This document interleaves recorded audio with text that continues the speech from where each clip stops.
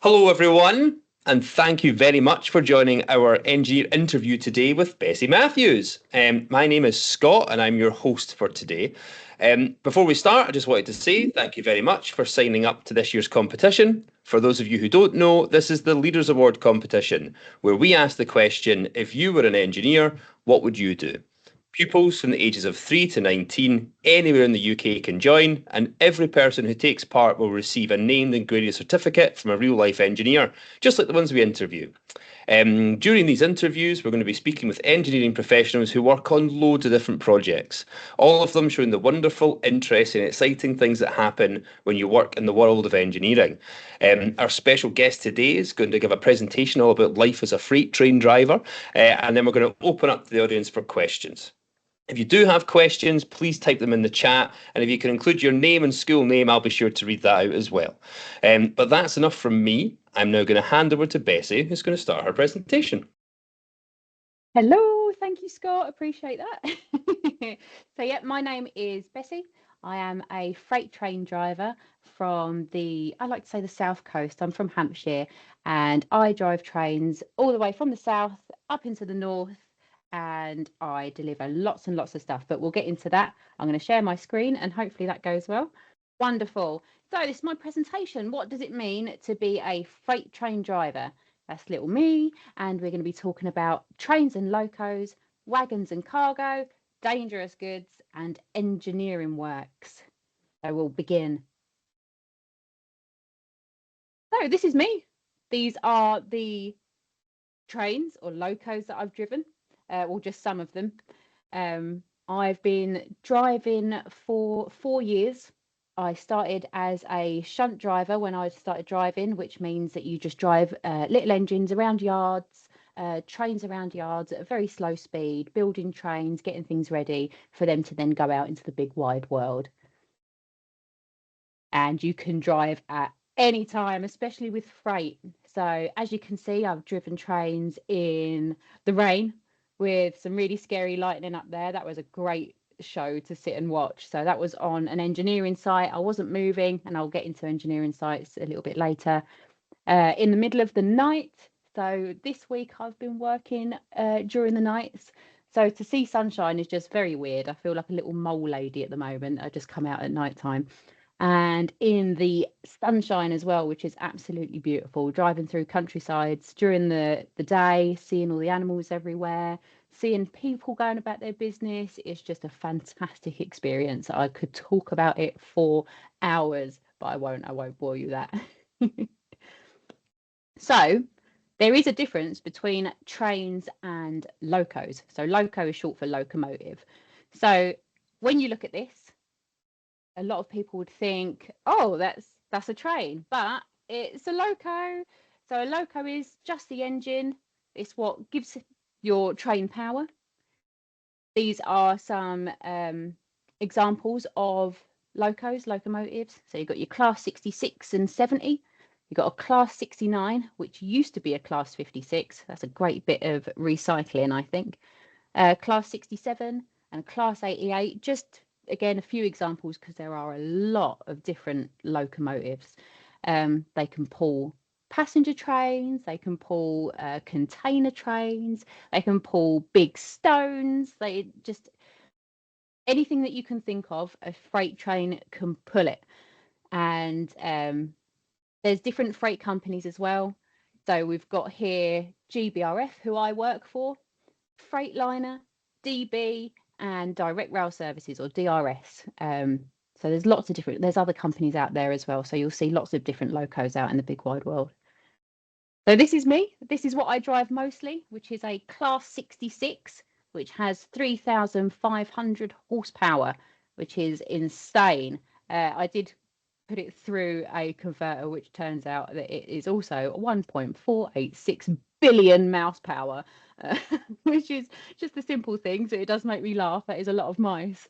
So horsepower, generally, I thought when I was researching horsepower, that horsepower translates into 1 horse, but it doesn't. Horsepower translates to 1 person, the average person.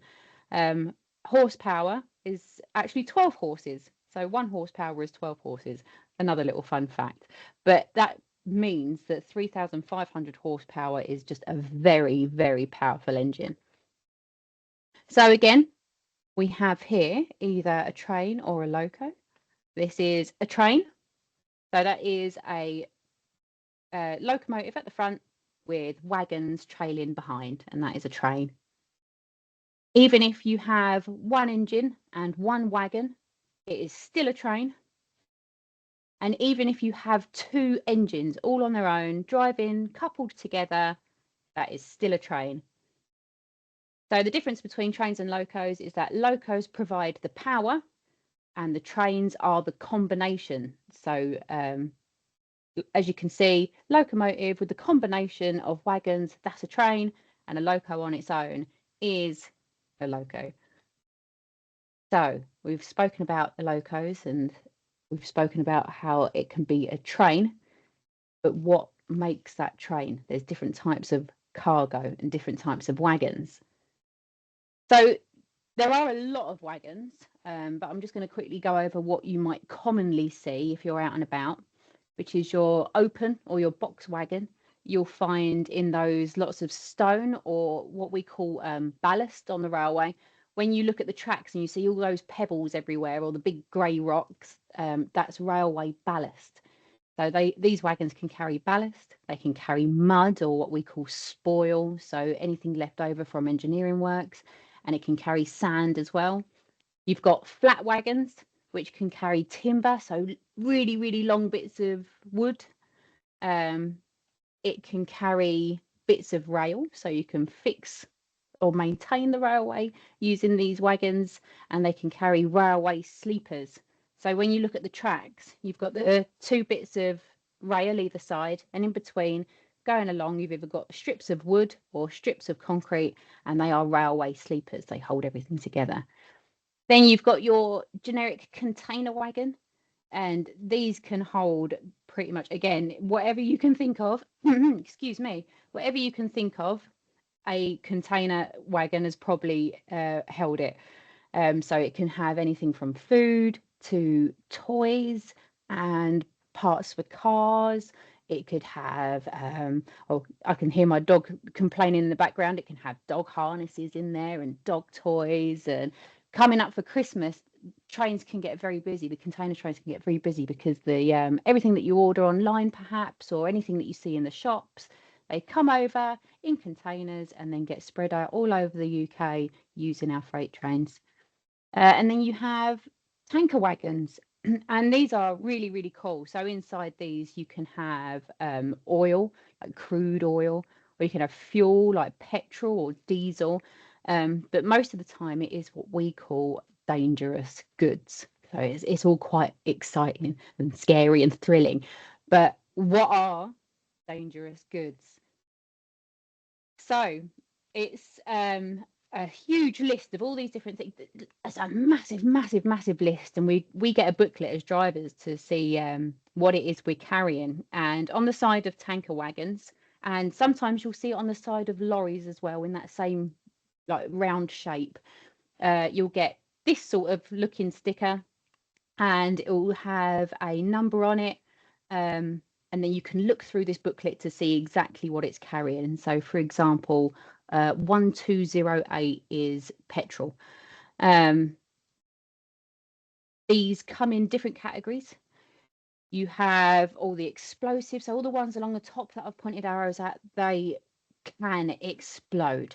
So you kind of want it to stay on the track going very well, because if something goes wonky, it can explode. Not that I'm touching wood now. There's also poison, radioactive waste, corrosive waste, and they can hurt people or make you sick based on what it is. And then there's other dangerous goods that are all dangerous to humans and animals and the environment, but it is still very important to get these things across the country. We have very, very strict ways of transporting these goods. And if there is ever an emergency, we have a whole different way of dealing with a dangerous goods emergency. Even depending on the language, it changes the language that you use when speaking to, for example, a signaller. So if there was ever a dangerous goods emergency, you would completely change how you speak to the signaller, and they would then take you very seriously, and everyone would get involved, from police to firefighters to even the army could, but it's all very well thought out and good plans if anything like that ever did happen. But fingers crossed it won't, touching wood again. So we'll go on to engineering works, because that's a little bit more fun and not as scary as dangerous goods. And there's lots of different types of engineering works, but with all of them, you need certain things. So I've done a little list here for you. You'll always need a white hard hat.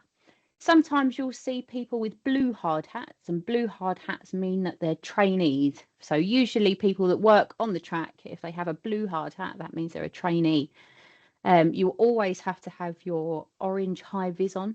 That's your vest and your trousers. So it's very important that you're seen during any weather and any time of day. And the orange high vis is fantastic for seeing people moving from miles away. Gloves are very important, because there's a lot of things that can hurt or trap your hands, and you kind of want to keep your skin on as much as you can. Going up and down the loco, there's handrails that are very rough and can give you calluses, so it's nice to keep your hands protected with gloves. And steel toe cap boots, again, are very important to keep your feet safe. But they look like normal boots, but around the toe, it's not always made out of steel. There are other materials that they use now, but it's a protective material around your toes, so that if you were to ever drop anything on your feet, they're completely protected.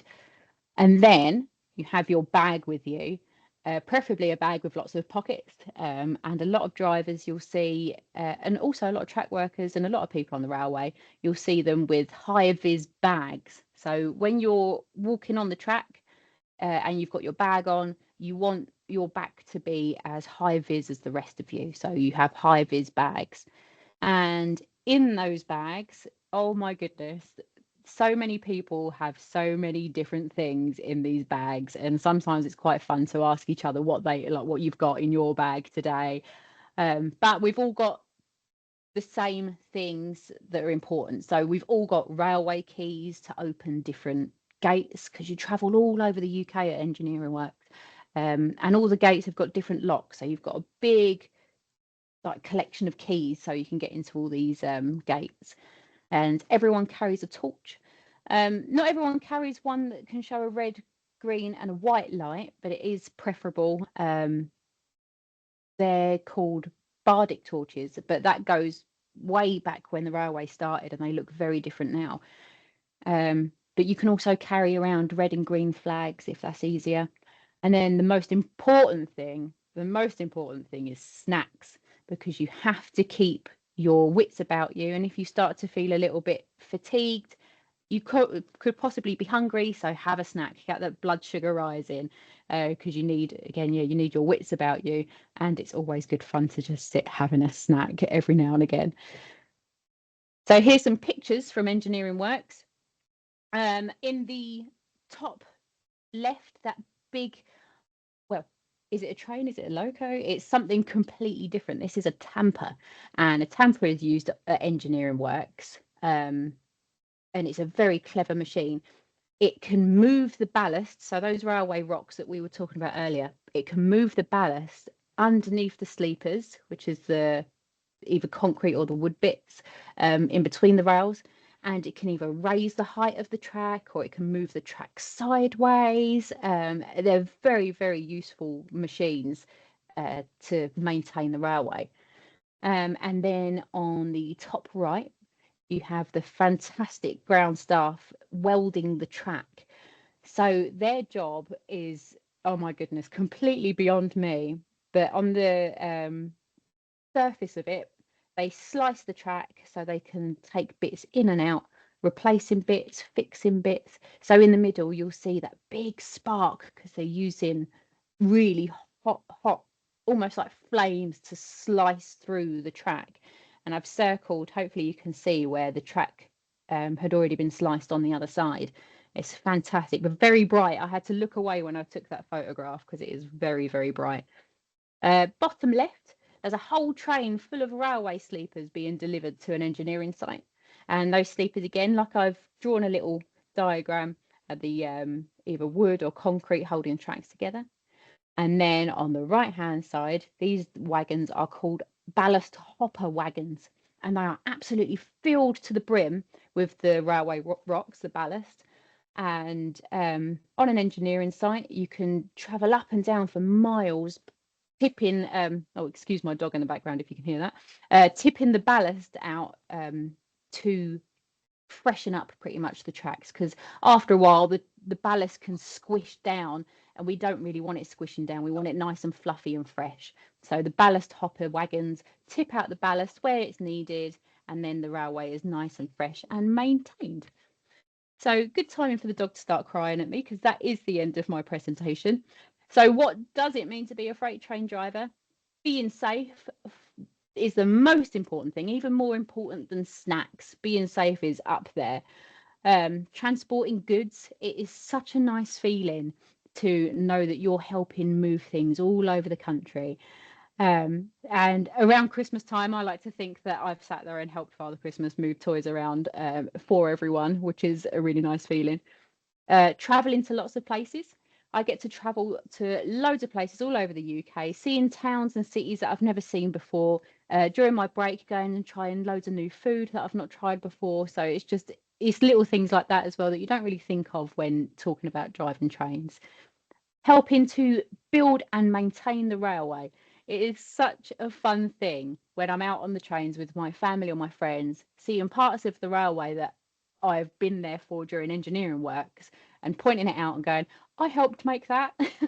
That was me and loads of other people, but I helped make that.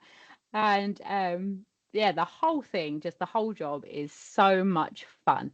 And it's hard to squish it into just a little presentation because it is just hours and hours and hours worth of conversation, but it is honestly the best fun ever in the world. It doesn't feel like I go to work, it feels like I go and play trains every day. But I just want to say thank you so much for listening. It's really nice to be able to chat about trains and locos and engineering works and everything in between any chance I get. So I really appreciate you being there to listen to my presentation. I get the first question, however, Bessie, because I'm the interviewer and I want to know, what is it that you love most about your job?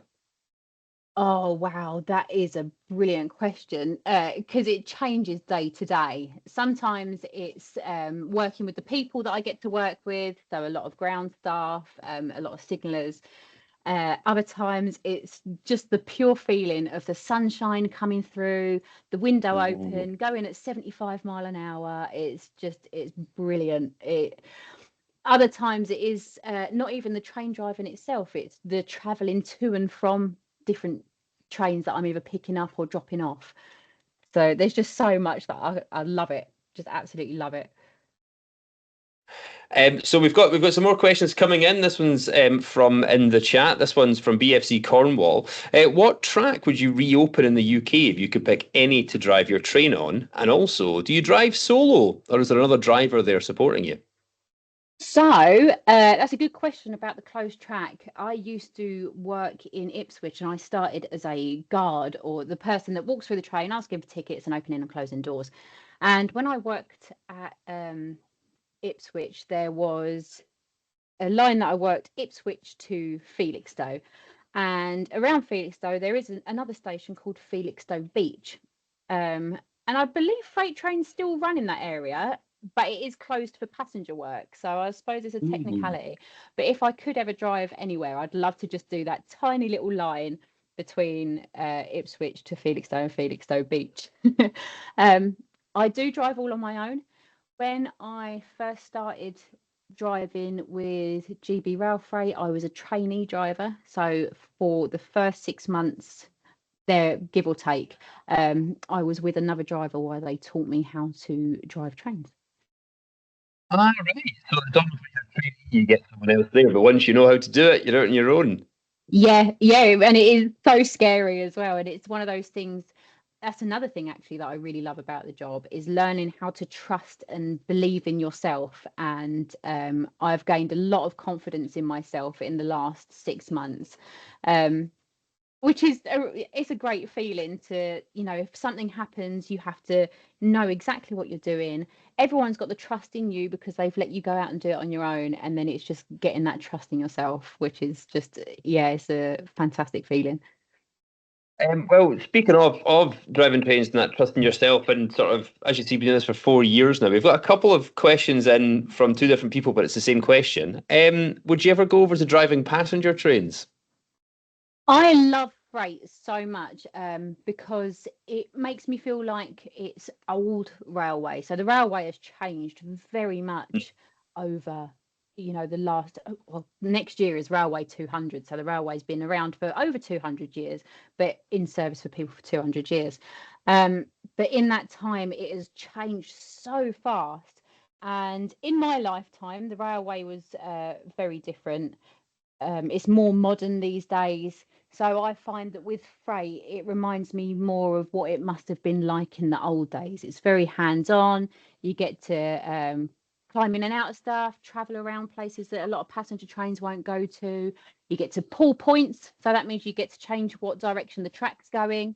Again, sorry about the dog in the background. Um, yeah, I love freight a lot. And I think if I was to ever go passenger, it'll probably be when I'm thinking about retiring and slowing down. So I on that, enjoy it. actually, we had a question sent in, which was that you've sort of been doing this for 4 years now. You say, and you've sort of thought about how in the future, maybe when you're retiring, you might be passengers. But it must sound like you must do a lot of miles driving trains. And what the question that was sent in is, what's the furthest distance you've driven a train? So, I do like to take notes of every train I've driven. I'll take note of the engine number. I take notes of the length of the train and the how heavy the train is and what I'm carrying. And I also take notes of the mileage that I've driven in a day. And the most that I've driven in one day is just over 300 miles. And that was from Southampton all the way to Birmingham, and then from Birmingham all the way back to around Southampton, Eastleigh Way.